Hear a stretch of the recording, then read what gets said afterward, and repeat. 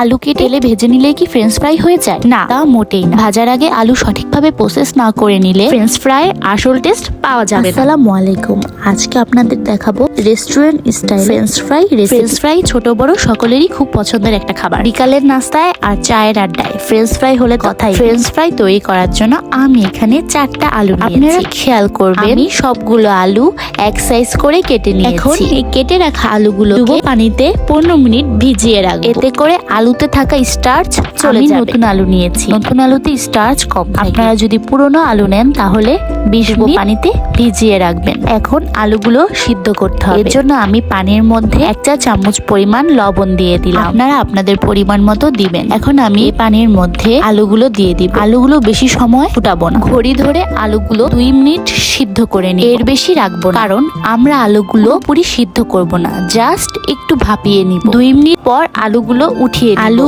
উঠিয়ে টিস্যুর সাহায্যে পানিগুলো শুকিয়ে নিতে হবে।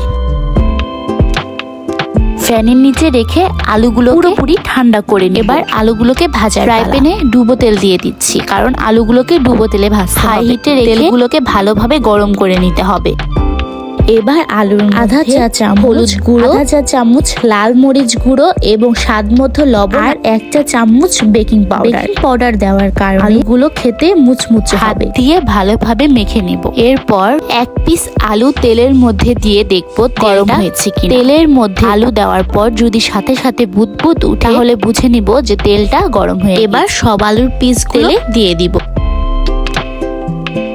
আলুর পিসগুলো তেলে দিয়ে আলতো হাতে নেড়ে দিই। চুলা হাই হিটে রেখে আলুর পিসগুলো ভাজতে হবে। আমি আলুর পিসগুলো হালকা সোনালী করে ভেজে নিয়ে সময় লেগেছে 7-8 মিনিটের মতো। এখন তেল থেকে উঠিয়ে দিতে হবে। তেল থেকে উঠিয়ে নেওয়ার পর আলুগুলোর মধ্যে হালকা কালার আসবে। আমাদের ফ্রেঞ্চ ফ্রাই তৈরি হয়ে গিয়েছে। এখন খাওয়ার খুব সহজে পারফেক্ট স্বাদে আপনারাও ঘরে তৈরি করে ফেলতে পারবেন। আজকের মতো এখানেই বিদায় নিচ্ছি।